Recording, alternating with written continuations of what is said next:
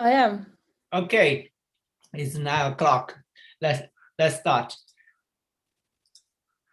Hello, good morning and good afternoon, European colleague, and good evening, our Asian colleagues. So welcome again to this World River and Delta Source to Think webinar series. So today is our this year 2021-27 webinars. So we invite Professor Francien Peterse from Utrecht University, and so come here talk about organic carbon transport, lipid biomarker perspective. So before I introduce Francien, and I would like to mention so far we have a 62 webinar already archived on our YouTube channel. So this could be a great resources for your teaching and research. And we covered most of the world major river and deltas. And in the couple of weeks, we try to cover some talks. We'll cover Arctic high latitude area. And so you can easily access this our channel on the YouTube, just tinyurl.com/S2S Talks. Or in China, our Chinese colleague, if you cannot directly access the YouTube, you always can come into that Bilibili station as a backup copy. So also next Wednesday, we don't have a talk because some schedule conflicts. But next Friday, same time, we have a Tiandong and come from Houston, Austin, not Houston, UT Austin, come here talk about lipid inland lake delta, Selenga River Delta in Russia. So, okay, here is Francien Peterse, and now she is associate professor in University of Utrecht, organic geochemistry group. And I want to point out she got her degree from Wageningen University and then go to the Royal Netherlands Institute of Ocean. I can't exactly know that. Get a PhD, and also at ETH Zurich, postdoc fellow, and then coming to Utrecht.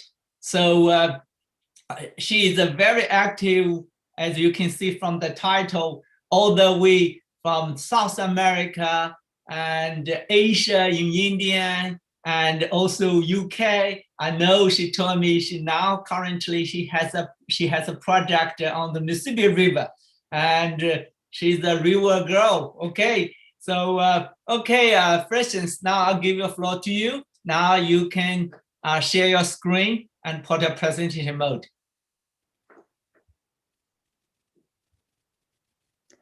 All right, you should see my full screen now, correct? Yes, now, yes. Perfect. So thanks everyone. Soil organic carbon transport and then using lipid biomarkers for this. I put a picture of the Mississippi in front, even though I'm not going to present data of the Mississippi yet. As Paul just mentioned, I do have a project on the Mississippi that started about a year ago, and I will, at the end of the presentation, show a little bit about what our plans are with that project and how it has been going so far. And also I put the Mississippi in front because it is one of the characteristic rivers that has been studied by many of you, and I've seen it returning in many of the presentations so far. So I thought this is the perfect link, but also time to invest some other rivers. And that's what I'm going to do here. You would say I would be able to, okay, this is for the next slide.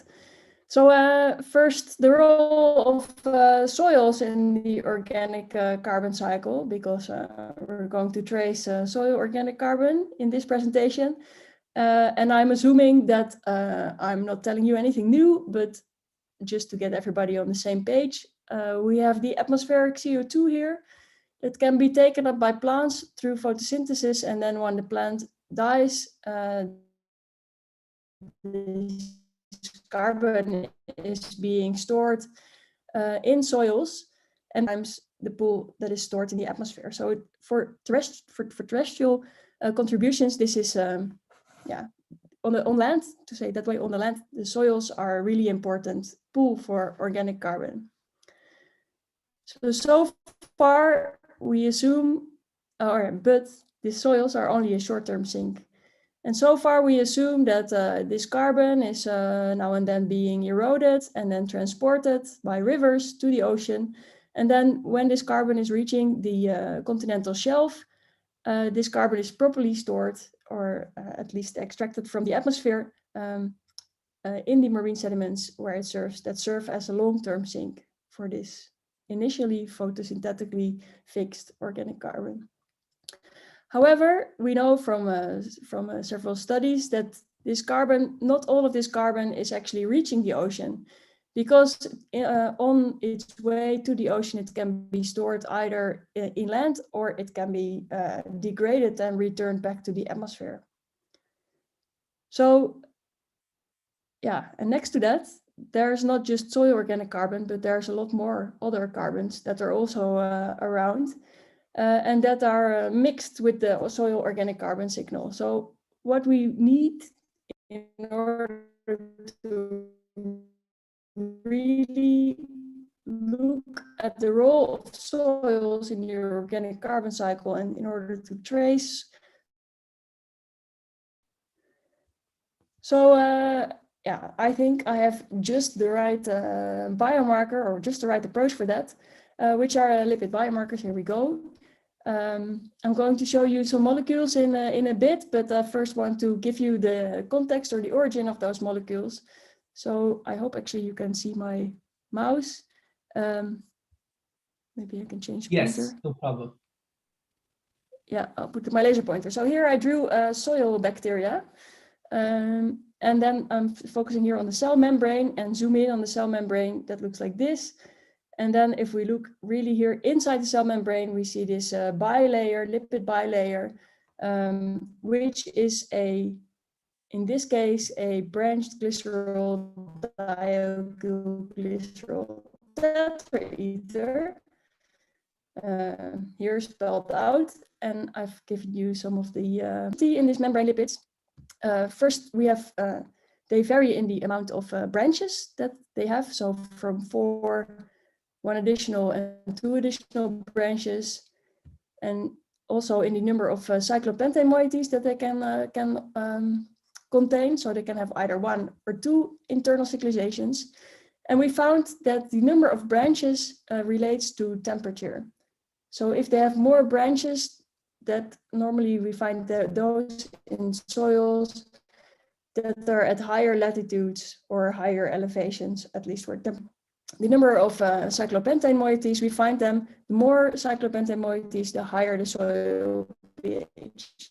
So in high soils, high pH soils, we find these GGTs, from which I will call them now on, with more cyclopentane moieties.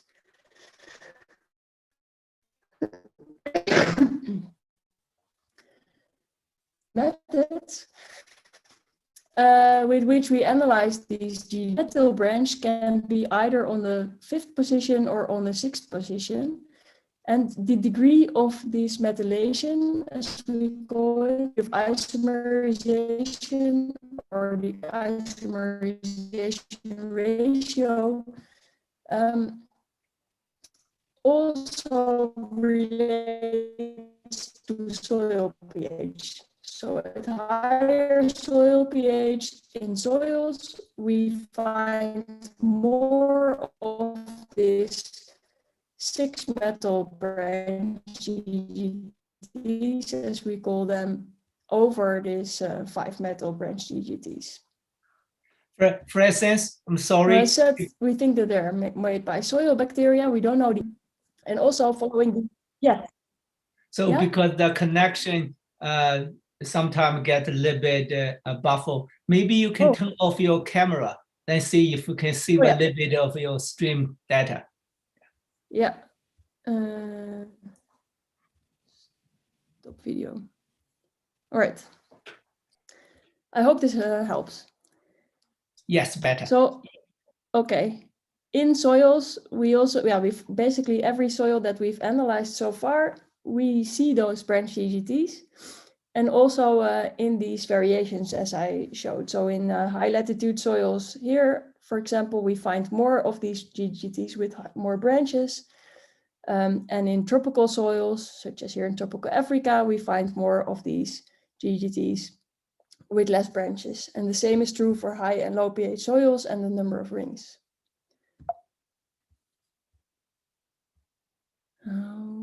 How do I now get to my next slide? Yes. So as said, we assume that they have a soil origin. So that means that ideally in front of river mouths, they should be there in higher concentrations because they're produced in soils and then mobilized, transferred into the river, and then the river transfers them to the marine realm. And indeed here in a study from the Rhone River, so here's the Rhone River outlet in the Gulf of Lions, and also here the Congo River fan in front of Congo, obviously, we see that those concentrations of branch GGTs are higher close to the river mouth and then decrease going into the open ocean. So this gave us an indication that yes, branch GGTs can be used as a tracer for soil organic carbon, or at least for soil organic material. And because they had this climate signal, people also thought, hey, wait a minute, if we analyze these branch GGTs down core, maybe we can make a climate reconstruction of the catchment, assuming that all the branch GGTs are indeed soil derived and that they represent an integrated signal of the catchment area. So this was done here for this GOB core and in the Congo River fan. And here in red, you see the temperature record obtained from branch GGTs. That represents, I cut off the age axis, I see that, so I'm sorry. So this is over the last deglaciation. So this is the last 20,000 years that you're seeing here. And you see also that the branch GGT temperature signal is actually corresponding well with the sea surface temperature reconstruction, as well as the Dome Sea and the Greenland ice core records. So yeah, what can go wrong? This is the perfect proxy. This is what we were thinking. So, but as said, this branch GGT paleothermometry and also the branch GGTs using them as a tracer for soil organic carbon is based on the assumption that your soil branch GGTs are the same as you find in your river and are also the same as you find in the sediment. So there were some PhD students from the NEOS who tested this for several rivers, and they actually found that this was not the case. So actually what they had in the sediment, or the GGTs that they found in the soil, their signature was not exactly the same as what they found in the river and what they found in the sediment. So does this say anything about the GGTs, or does this actually say something about the processes that are ongoing during this land-sea transport of soil material? So there was this next question. What happens to the soil GGTs during land-sea transport? And can we actually use them as tracers for soil organic carbon transport to really understand the mechanisms of this transport? So in this presentation, I will take you to three different catchment areas, a little trip around the world, so to say. So we're starting in the Madre de Dios, which is a tributary of the upper Amazon in Peru, where we trace branch GGTs from soil to river. And then we move to India, to the Godavari River, which is the largest river that does not have its source in the Himalaya, but just on the peninsula, where we trace GGTs from soil to river to sea, or to the Bay of Bengal. And then we move to the Carmino Creek in the UK to trace GGTs from soil to river, and that ends in a lake. So we look at how the signal is preserved in the lake sediments. So first, from soil to river in the Madre de Dios catchment. This is a picture from the upper catchment, and you can see that there is a lot of erosion and transport going on.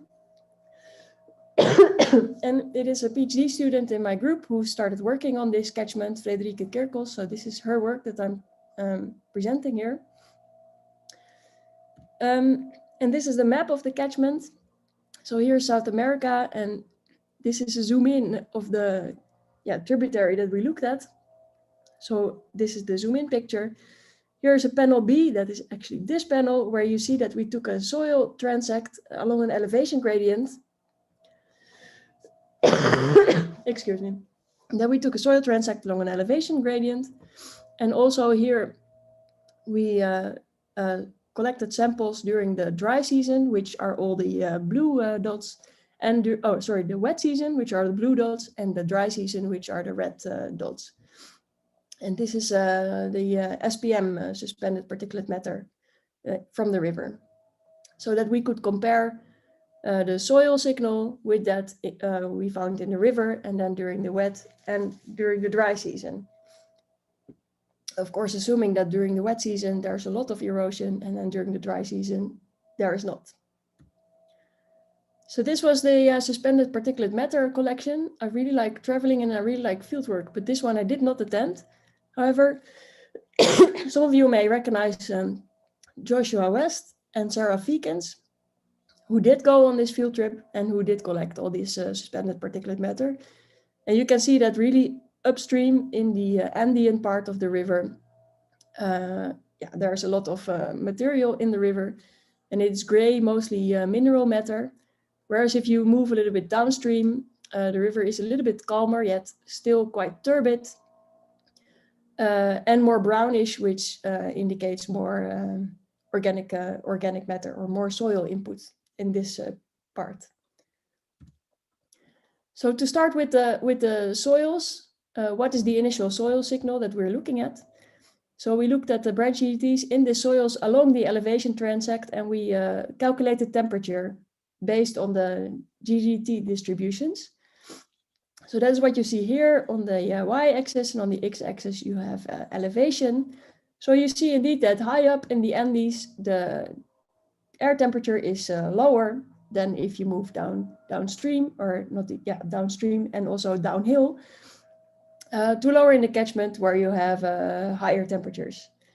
And the branch GGT signatures in the soils really nicely represent this adiabatic warming, in this case, if you move downslope. So that is good. We have this nice gradient, so everything in the soils at least behaves as expected. So then we also looked at in the SPM, in the wet season, how does the branch GGT signal look like? And we calculated the temperatures again.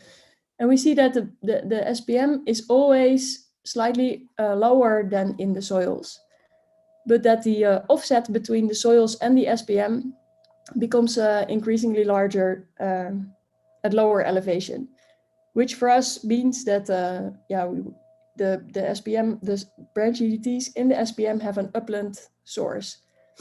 So which of course makes sense, because if you sample soil and SPM at the same elevation, you assume that the river SPM integrates the catchment upstream. So it likely has a lower average temperature. However, what we also see is that in the lowlands, there is a slight leveling off of the temperature gradient. This is also where the river is losing speed, so to say. So it is getting wider, and so it's getting wider and deeper. So there's more room, for particles to settle, so to say. So we see this leveling off in the lowlands. We also have some samples from the dry season collection. You see that there is not really a clear trend there, although it suggests that the GGTs in the dry season are behaving slightly different than in the wet season, but we don't really know why yet, except for maybe that there's less or different sources of the GGTs in the river in this season. So looking into detail in this downstream pattern, especially in the lower part of the river, we see that the branch GDT concentration, so this is branch GDTs per normalized on TOC, is increasing during the wet season in the lower part of the catchment. But if we look at the soil, we see that the concentration of GDTs in the soil is actually decreasing in the catchment, which we interpreted as that GDTs must be some kind of recalcitrant tracer, and maybe that there is an accumulation of these GDTs downstream where the river is losing flow velocity. However, what can also happen is that there is a transition from particulate organic carbon to dissolved organic carbon. And because GDTs are hydrophobic, we should see a relative enrichment of these branch GDTs in the SPM. So this is also a possible explanation. But then looking into even further detail to these GDTs, especially in the lowlands, we looked at this isomerization ratio. So as said in the beginning, this is the ratio between these GDTs with the methylation on the 5th position versus that of the 6th position. And in soils, this seems to relate to pH. But if we look here in the green boxes that represent the soils, you see that actually this isomerization ratio is constant in this whole transect. And this actually agrees with the relatively low pH that we find in these soils and is relatively invariant as well. But in the SPM, we see a large increase in this isomerization ratio downstream, which indicates that there is an addition, or at least a relative addition, of this 6-metal branch GDTs downstream. And we assume that this is a production of these 6-metal branch GDTs in the river, because they clearly do not come from soils. And this one data point that does plot with the SPM is actually a riverbank soil that from a location that is seasonally inundated. So yeah, we cannot say whether, we cannot really distinguish whether this data point is similar to SPM because it receives river input, or that the SPM is similar to the soil because it receives this specific soil input. But given the offset between this data point and the other data points, we assume that this soil receives river input instead. So looking at the dry season SPM actually confirms our idea that 6-metal branch GDTs are produced predominantly in the river, or additionally produced in the river, because during the dry season, this isomerization ratio is even higher. So what we've seen from this Madre de Dios river system is that the branch GDTs do trace soil organic matter transport in their temperature signal. And I have to add that this temperature signal is based on the 5-metal branch GDTs only. So it is not influenced by 6-metal branch GDTs. So this kind of explains why we still have the expected trend, expected temperature trend, so to say, from the branch GDTs, even though we do find some in situ production. So we see downstream accumulation of branch GDTs, which can either be, which suggests that it's a recalcitrant tracer. So it can either be the recalcitrance and not the ability, the not wanting to dissolve of branch GDTs, or it can be this addition of in situ production of the 6-metal branch GDTs. At least this gives us some food for thought and see, a framework to look also in other river systems to see what is going on. So to do so, I want to take you to the next river system, which is the Godavari River in India, where we trace branch GDTs from soil to river and then also to the sea. So here I've outlined the Godavari River. It is the 2nd largest river in India. I guess you can all say which river is the largest, but it is the largest river that is not sourced in the Himalayas. And still it is almost 1,500 kilometers long. And it has a really large catchment of over 300,000 square kilometers. And about 85% of the precipitation falls in summer. So also this river is really monsoonal, and it has a distinct wet and dry season, similar to the Madre de Dios, except for it is considerably larger. So looking at this river system, here on the left is the precipitation map for your reference. So what makes this river system interesting too is that the upper part of the basin is relatively dry, and the lower part of the basin receives most of the precipitation. Yeah, so this gives the basin some kind of natural gradient to really compare also the sourcing of GGTs, because we kind of expect that, yeah, because there's such a natural gradient in precipitation that's visible in the branch GGTs as well. So we went there in both wet and dry seasons in 2015, and we did high resolution sampling. So we sampled the basin in many places. Again, red is the dry season and blue is the wet season. So you see, yeah, we've really visited the whole basin. And just to give you an impression of how the basin looks like, this is the delta. So here I show it with the star where exactly we are in the basin. So you see the delta here. I'm assuming that you can easily recognize the wet and the dry season from these pictures. But the left is the dry and the right is the wet season. So let me take you to the basin, through the basin a little bit more to show you the differences. Of course, the delta is really, yeah, the difference is really prominent. But if you move further up in the catchment, then yeah, differences are sometimes not that big. But also here you can see a really big difference between the dry season on the left and the wet season on the right. Not only from the vegetation, but also the water level in the river is substantially higher in the wet season. So again, here a picture of the wet and the dry season further up in the basin. Well, you see that in the dry season, the river is hardly existing, and then in the wet season, it quickly expands. And it looked pretty calm here on the right, but we stayed here, and during sampling, yeah, I guess it had been raining upstream because we were sampling, and then 2 hours later, suddenly the river became even larger. So the water table quickly rose, and yeah, this is the ultimate proof of soil and terrestrial transport, I would say, by the Godavari River. So the circumstances can quickly change.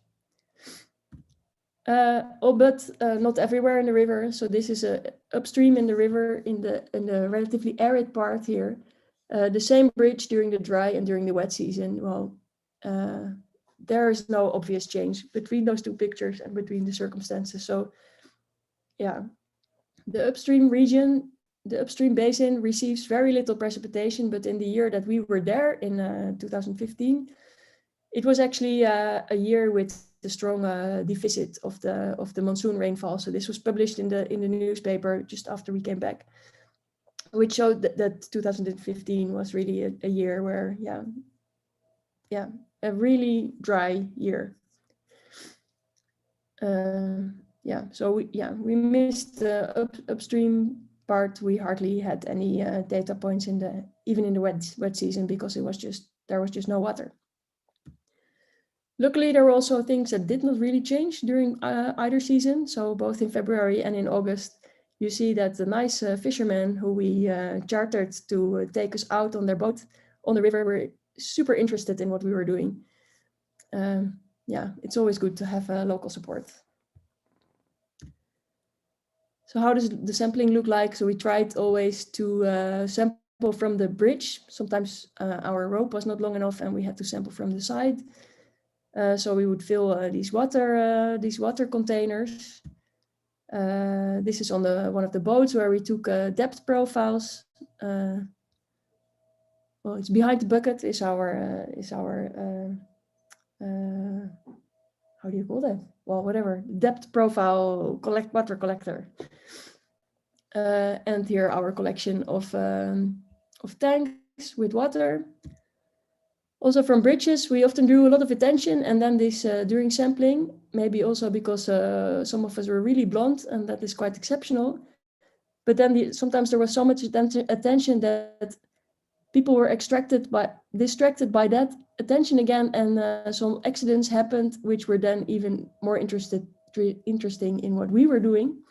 So we could actually do our work without having 10 people around us asking what we were doing. So when collecting all these water bottles, we would go back to our hotel, take the elevator like it was the most normal luggage to bring, and then spend the rest of the day, or sometimes even full days, in the bathroom filtering this Godavari water. So this is how it looked like, our bathroom parties, yeah, sometimes for days, especially in the wet season when there was a lot of suspended load. This is, yeah, this was taking forever because the filters were clogged really fast. So how do the data then look like? I'm first going to show you the isotopes of the river water that we collected to see what the main water sources in the river were, and also to see if the precipitation and the river water flow was actually, of course, the precipitation is probably the main cause of soil mobilization. So we wanted to compare river water sources and soil sources. So these are the deuterium, the water isotopes in the river water during the dry season here and during the wet season. The scale is plotted here in the corner. Sorry, it's a bit messy still, but green is depleted and red is really enriched.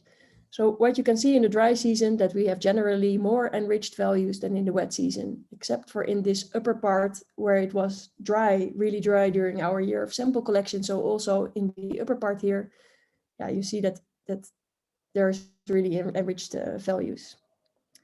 So what we see during the dry season, that evaporation is most likely the main control on the delta D composition of the river water. Whereas in the wet season, we see an amount effect and the signature of the southwest monsoon on this part of the river basin, exactly like we could predict based on the general precipitation patterns that you see in this basin. If we zoom in on the delta to see what signal is actually discharged to the sea, to the Bay of Bengal, we see that in the dry season, there's actually seawater intrusion here in the delta, because the values are more enriched than what we see from the Godavari. Whereas in the wet season, we do see that this Godavari signal of the southwest monsoon signal is making it to the Bay of Bengal. So this first was important to know and to realize that it's really dependent on the amount of precipitation, whether your signal is reaching the river mouth or not. So there are our branch GGT little friends again. I'm showing you the suspended particulate matter during the dry and during the wet season, and I'm showing the fraction of the 6-metal branch GGTs. So the ones that we think are primarily produced in the river, where green is low and red is high again. So you see in the dry season, we see a very red signal for us, indicating that okay, there's a lot of 6-metal branch GGTs. Whereas in the wet season, we see that this upper part of the basin, where we have quite a lot of precipitation, is green or has lower contributions of this 6-metal branch GGTs, which could maybe be a source input.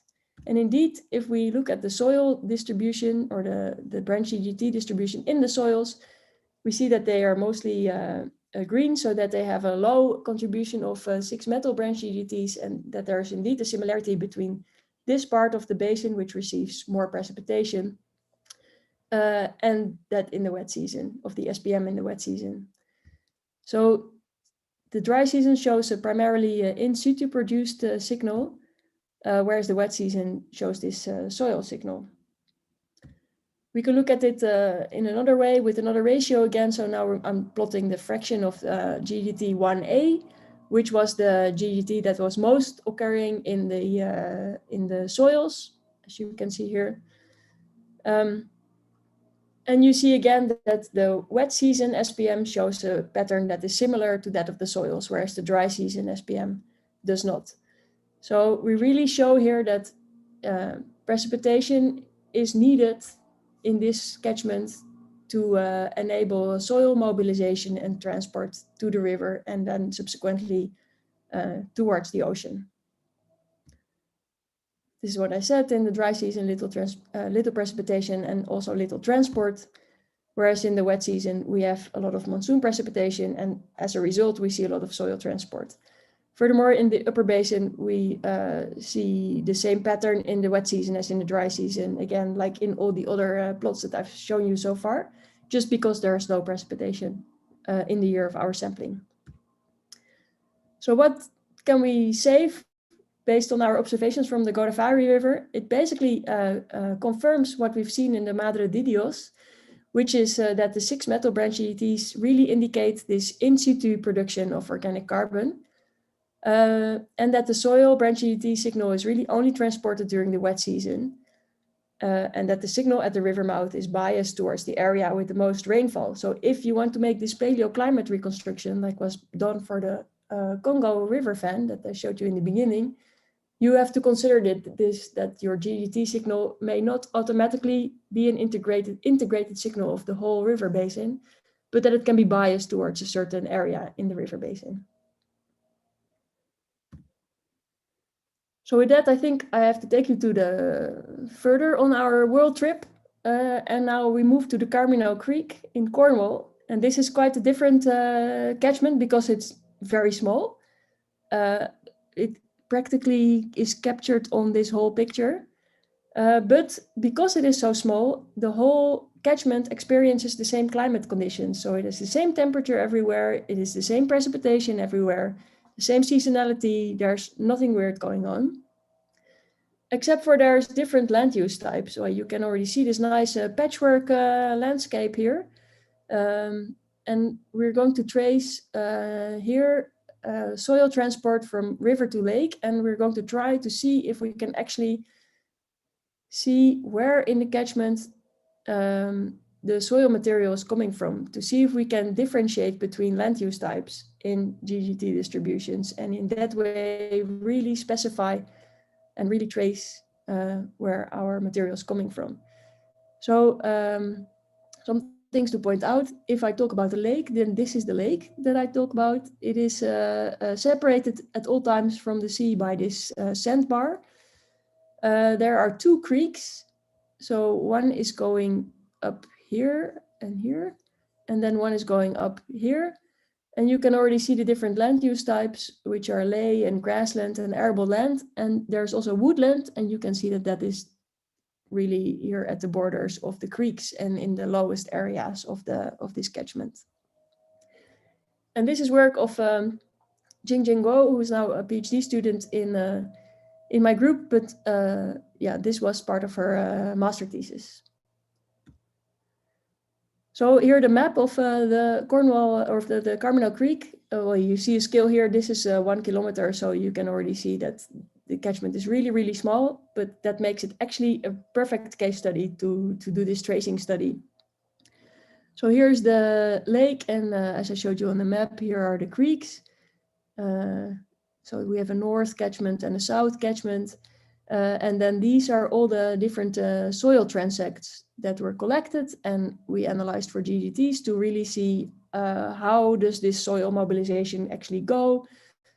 Do land use types differ, and can we use the branch GGTs to really trace the provenance of the soil material that is transferred in the system? So first of all, we looked at the GGTs and did the PCA just to see how the GGTs would behave.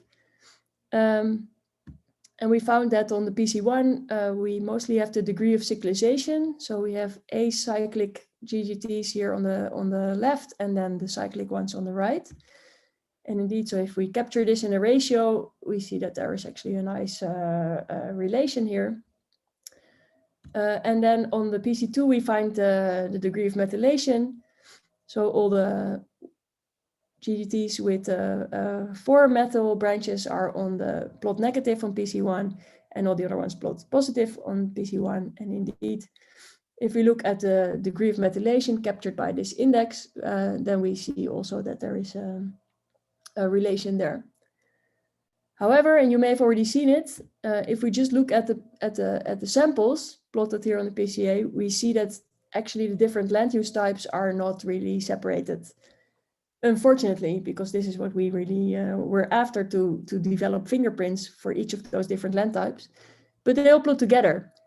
And yeah, our local collaborators actually told us that unfortunately there is crop rotation and annual plowing going on. So the crop rotation is taking, I don't know how many year cycles, but at least those cycles are shorter than the turnover time of branch GGTs. So yeah, this may actually have resulted in a mixed signal of or a more homogeneous signal for the GGTs.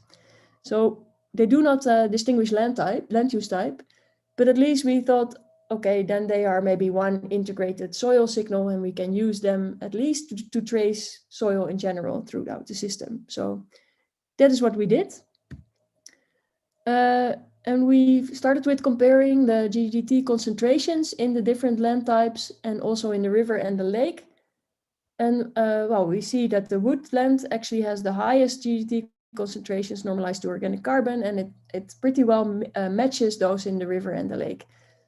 And it also makes sense because the woodland is really adjacent to the creeks. So yeah, the only pathway of transfer is actually by passing through the woodland. So yeah, so far this makes sense. But then we started looking into more detail and in these ratios, and here again is our isomerization ratio, where a higher isomerization ratio represents more of the 6-metal branch GGTs. And what do we see? Indeed, the river again has these high IR ratios that are higher than any of the soils, which basically indicates that yeah, this is not the same signal. So there can be transfer from the woodland soils into the river, but there must be an additional contribution of 6-metal branch GGTs in order to get a signal like this. And in order to get a signal like this, I believe we calculated that it must be 65% of the total branch GGT signal that must be produced in situ in the river. Yeah, so this is also to show that also the isomerization ratio is captured in the PCA and that the soils behave similar, but the rivers and the lake, they are not doing, they're not joining this game. So yeah, let's check again from soil to river what happens. So the colored bars are the average values of this isomerization ratio for the different land use types. And you can already see what I showed you on the previous slide is that the IR in the river, so from upstream to midstream to downstream to outlet, is actually pretty much constant and always higher than we find in soils.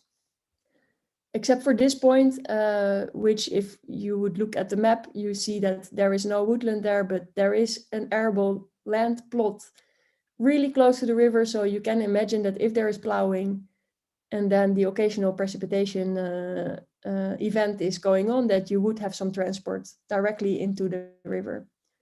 But that is really the only location where that would happen. So this again means that there must be a 6-metal branch GGT production in the river, and that the soil signal is either degraded or overwritten by this in situ production, or not transferred at all, which is also a possibility. So we thought, okay, maybe we have more luck than with the river signal into the lake. Let's see how that goes. So we looked at that. So now I've added to the upstream, midstream, downstream outlet, I've added the lake sediments. And then looked here at the branch GGT concentrations. So from the concentrations alone, yeah, we cannot really say anything. The concentrations normalized on carbon are a little bit lower in the lake, but of course we have some additional production in the lake going on, so that can dilute the GGT signal a little bit. So that's not that informative.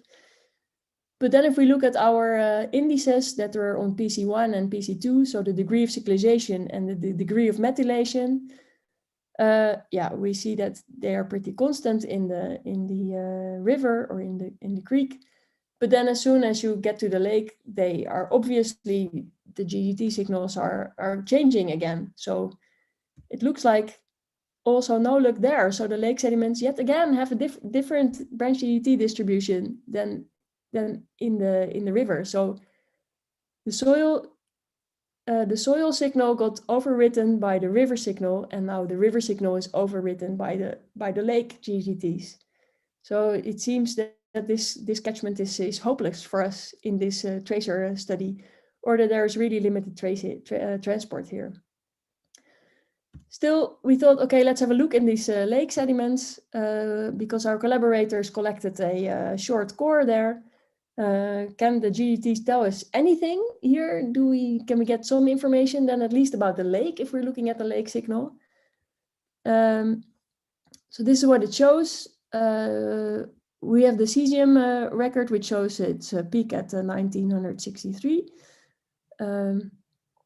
And then we see quite some variations in the concentration of GGTs.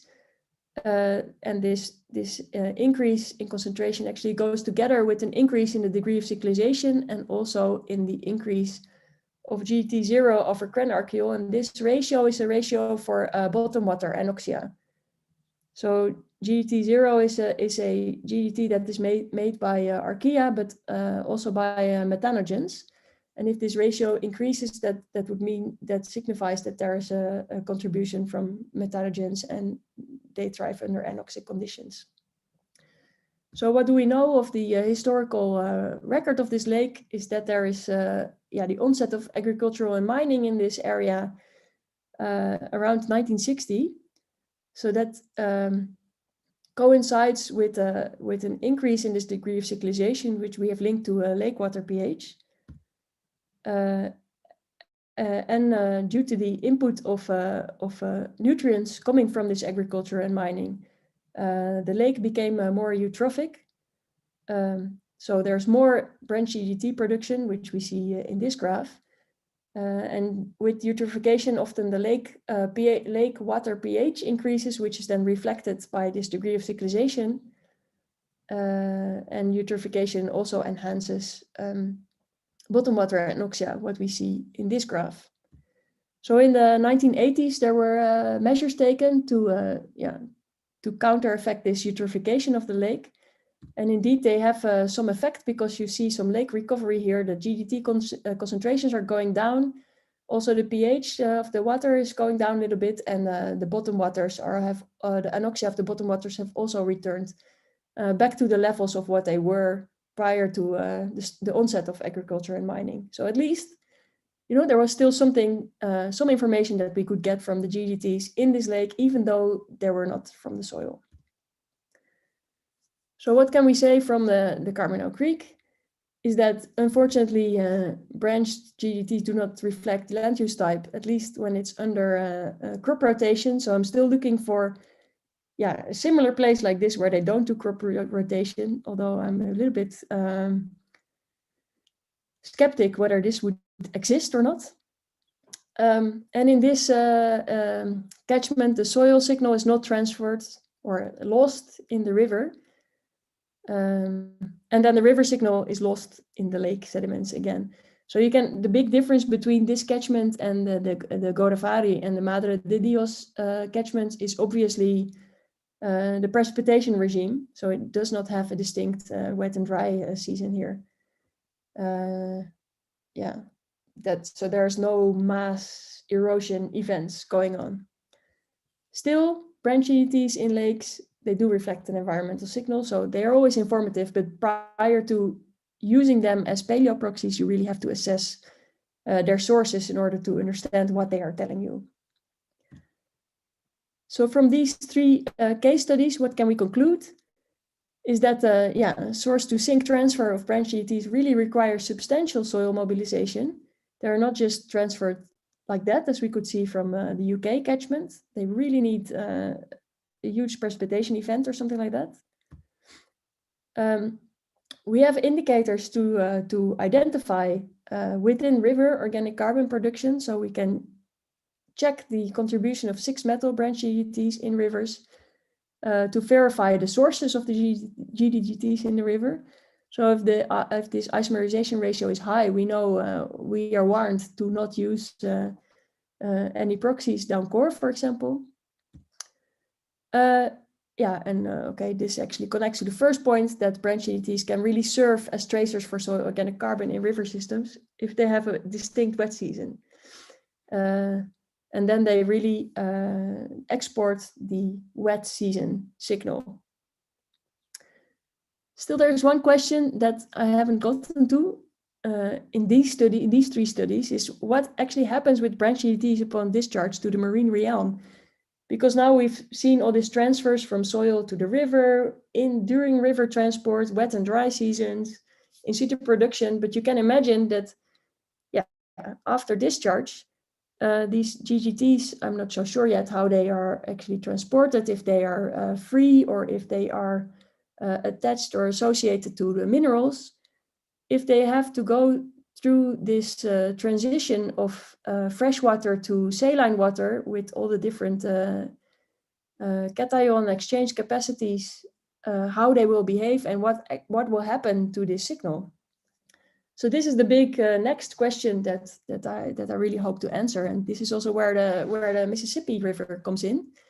So we've just gotten funding to do a project on this, the fate of soil-derived branch GGTs in the marine realm, and really specifically on this transition between freshwater and saline water and their modes of transport. How does this work? And we have Jort Idema as a PhD student working on this. He's now 1 year in, and he was very lucky to start his project with a cruise to the Gulf of Mexico in February 2020. So we've seen this familiar face here, Torbjörn. And then we had people from Utrecht, as well as the Royal NIOS, so the Dutch Institute of Sea Research, also because this is the research vessel Pelagia, which is the Dutch research vessel, which happened to be in the area, and it didn't have a plan for about a month. So I just asked if I could take it to the Gulf of Mexico, and they were like, yeah, sure. If you get it organized in 2 months, you can take it. So that's what I did, and this was our crew. But you see that Jort is not represented on this picture. He did go to the Bahamas where our crew started, but there we found that his hand was infected and super thick, and we really had to leave him in the emergency room in the Bahamas with all the Christmas decorations still on an antibiotics treatment, whereas we set sail and went to the Gulf of Mexico without our main character, unfortunately. Still, we managed to visit quite some locations, and especially land sea. We collected land sea transects of surface sediment or of multicores. So from land sea transects here from the Mississippi River mouth, also from the Atchafalaya all the way into the basin. So they cover the shelf and then the shelf break and then the basin, and also within the river plume along the 20-meter isobath, just to see what processes take place there. And we also visited this site, which is the Pygmy Basin, and it is assumed to be some kind of trap for terrestrial organic or for terrestrial matter in general. And so we collected the piston core there as well to see if we could go further back in time. So just some impressions from life on board. Those of you who have worked in the Gulf of Mexico, which I think is the vast majority of the attendants, know that it can change from cold conditions, so you can slice sediments in cold conditions, to nice and warm conditions, so you can also slice sediments during like nice temperatures. So this is our piston core subsampling or collecting. They were all quite successful, so we're really looking forward to see how far back in time they are and if they are nice and continuous. And of course, when we came back, this appropriate hotel I walked by in the Bahamas, so I saw Hotel Corona, and we were the last cruise that actually took before it sailed back to the harbor and was just shut down there for the pandemic. but we were able to retrieve our samples a few months later when we were allowed back on board. And Jortes, in the meantime, started working and processing on the samples in our almost closed laboratory. So he managed to get the spot, and yeah, he will present his first biomarker results during the Goldschmidt conference. So if you're attending that, I recommend joining his talk there, if you're interested. And then there's nothing left but my acknowledgements for the different river systems and the different teams, and my funding from NWO and the Netherlands Earth System Science Center. So with that, this was the end of my presentation, and I'm happy to take questions. So I'll thank you, Francis. If I manage. Yeah, now you can try to turn your camera on, and thank you for your 4G phone signal. It's amazing you know we can still manage to finish the talk with your only the iPhone 4G hotspot. Yeah, it's still alive. Okay, it's great. I learned a lot. I have a zero background, zero knowledge about lipid biomarker. This is a wonderful, and I think great. So, okay, now let's open to the audience. If you have any questions, just go ahead, unmute yourself, and go ahead and raise the hand or whatever. I say, Tom, unmute yourself. Oh, yeah, go ahead, Tom. Yeah, thanks, Francine, for a very interesting talk. It's really wonderful geographic footprint and different processes impacting the GDGTs. The two quick questions I have, one is related to the Amazon, the other one is with the UK site. With the Amazon, I'm wondering how important you think as you move from the uplands into the more lowland areas across that gradient. You know, you showed the distinct color variation in the filtrate. I'm wondering how important you think iron complexation is in protecting some of these compounds, or not necessarily just in protecting, but complexing with them as you move potentially to more iron oxide mineralogical associations moving downstream. That's just one, and what that might mean in interpreting things with what you see. And then for the UK one, I'm sure you know this already, but you know, looking at your cesium-137 from the 60s and the changes that you see onward, you're 100% certain that that sort of land bridge there has been there. I mean, for how long? How long has that land bridge been there, and how might that impact some of the late history? Yeah, I'll start with the land bridge because that's the easiest question. I think, at least from what I understood from our collaborators, this land bridge has always been there, at least for the length of the core. Only during some really large storm events, there may have been some input of coastal water, of seawater in this lake. But other than that, it should really be mostly the terrestrial signal. So I don't think it impacts that much because it's going to be really, really occasionally. But I mean, we didn't really check. I just believed our collaborators on that one and the historical records. For the complexing, I know that the specific surface area of the minerals downstream in the Madre de Dios is changing. So more downstream, there are more smectite clays as well entering the river.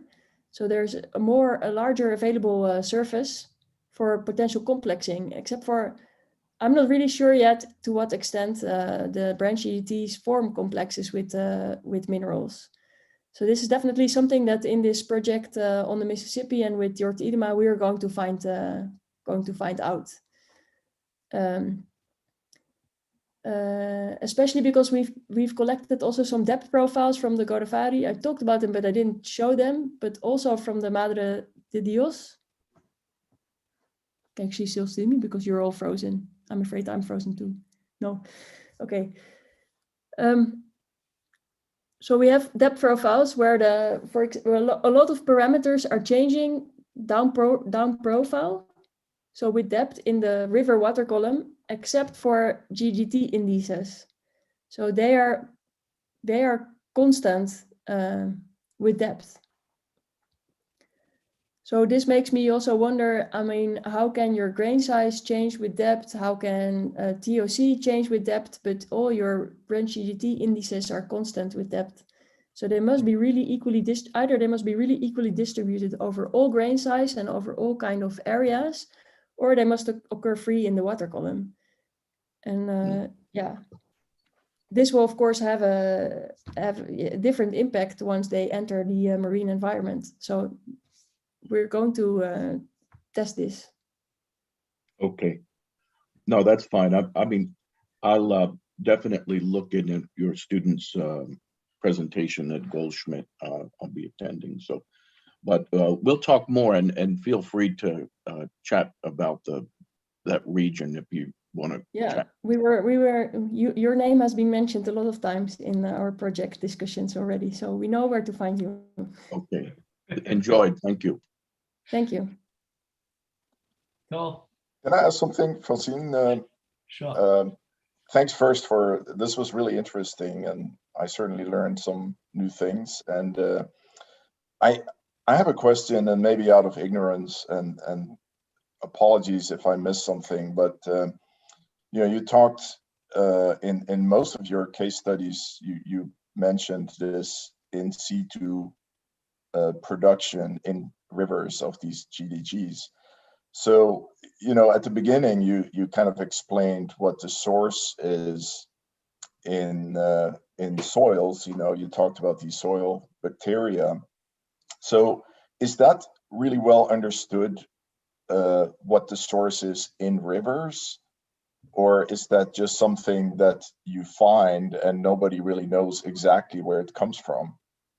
Yeah, the latter case. I see Tom also nodding. Yeah, this is very unfortunate. So we don't really understand who makes these GGTs, except for we find them everywhere. So they were just first encountered in soils, which is why we thought, see, they are from soils. And we kind of get their behavior in soils just because we've analyzed so many. And then people started applying the GGTs down core as a paleothermometer, and then they sometimes found really weird signals. So then we started thinking, okay, there's something going on in the river or during transport, or if they are transported at all, and what signal are we actually looking at?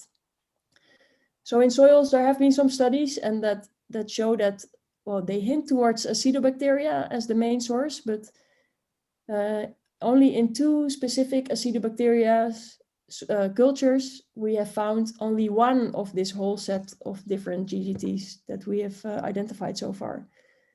So for one GGT, we know for sure that they are produced by these acidobacteria, but maybe they're also produced by others. We don't know. But in rivers, no one has really looked at this. We've just looked in Lake Chala in Equatorial Africa to see if we can match the GGTs with DNA to identify their sources. And yeah, well, no, we cannot.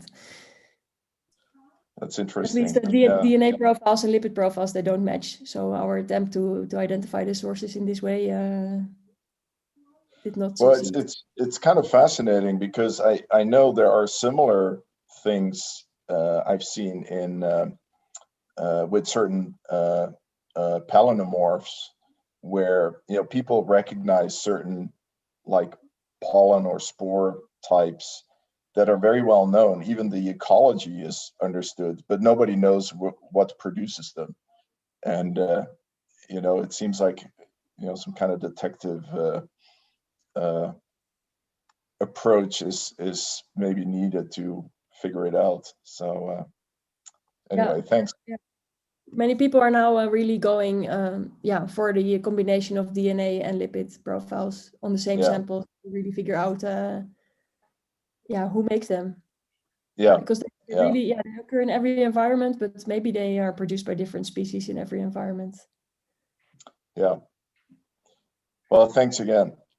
Okay, for instance, so you show the, you know, the your ship track and the sample location in the Gulf of Mexico and Mississippi River study. At the same time, did you also get some sample from the river? No, we didn't. No, our one sample was really. Well, you should ask a tour to do it for you. Yeah, we already did. Okay. We just have to organize it. Okay. Yeah, I mean, at least they need to get a comparison. Maybe you do not need to go that far upreach, but at least, from New Orleans. Well, one of the aims is really to connect Thor's work on the Delta, so on the terrestrial part of the Delta, to our marine course, and to see like the processes that he finds, if we can confirm them from the marine side. Okay. In the Godavari, in the India, so I saw you collect the sample all the way to the coast. So in that, on the Delta, is there also a tide influence area?